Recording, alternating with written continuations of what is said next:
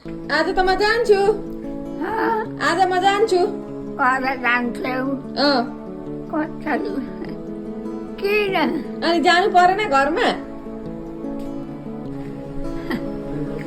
चाँडै चाहिँ बाला खैसा भन्छु यत्रो देख्छु तँलाई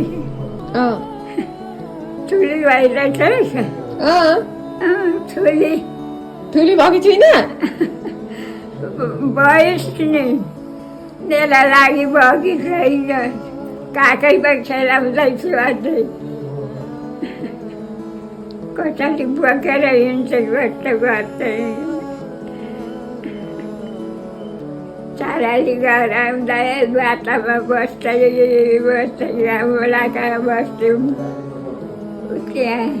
त्यहाँ आलीमा बस्थ्यौँ फेरि अब यहाँ बसौँ है भन्थे कहिले बिर्सिन्न म मरेका दिन बिर्सिन्छ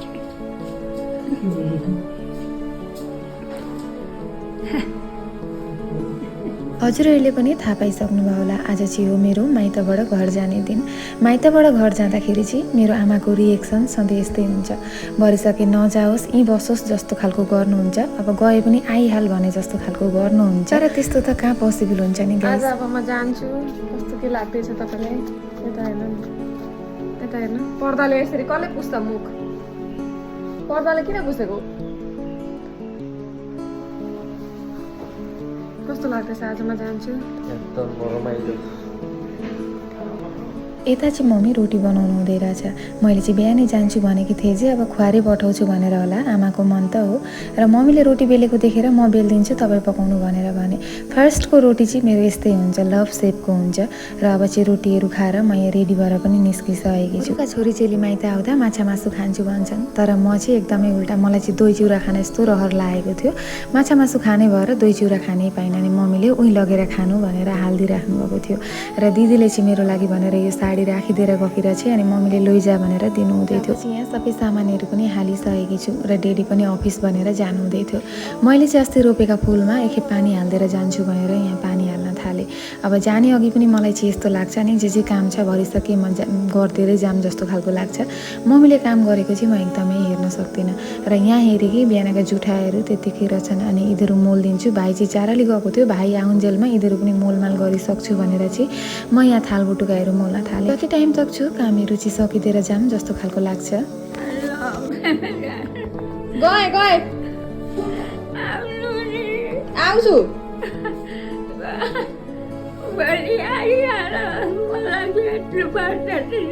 जाँदाखेरि चाहिँ आमालाई नभनी जाम कि जस्तो खालको लाग्छ कोही कोही बेला, तर अब नभनी पनि कसरी जानु, गएपछि खोज्नुहुन्छ कि जस्तो खालको पनि लाग्छ।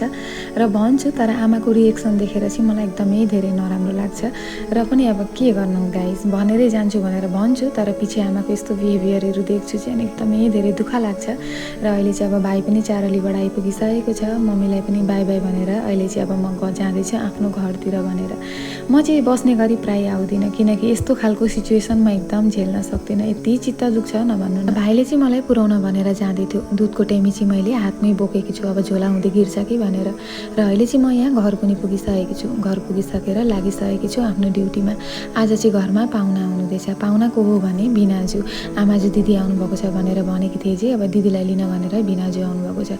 खाइबुइ गएर दिउँसो एकछिन सुतेर उठेर चाहिँ अहिले अब साँझ पनि परिसकेको छ, साँझ भन्दाखेरि पनि राति नै भइसक्न आँटेको थियो। र म चाहिँ जाँदैछु चाराली। बिनाजु आउनुभएको छ जब मिठो मसिनो पनि त खुवाउनु पर्यो, पानीले चाहिँ एकदमै छोडेको छैन है गाइस। यस्तै छाता ओर्दै भए पनि म चाहिँ चारालीबाट गएर ल्याएँ मिठो मसिनो। त्यसको पछि यहाँ आएँ इयरिङको दोकानमा दिदीको लागि एउटा इयरिङ लगिदिउँ भनेर।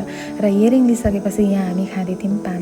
बाउजीले चाहिँ एकदमै मिठो पान बनाउनु भएको थियो, तारिफ गरिदिएर अहिले चाहिँ म दोकानबाट पनि निस्किसकेकी छु। त्यस्तै हो गाइस, रात भने पनि दिन भने पनि घाम भने पनि पानी भने पनि हामी हाउसवाइफहरूले आफ्नो ड्युटी त गर्नै पर्छ, ती माथि एक्लो मान्छे।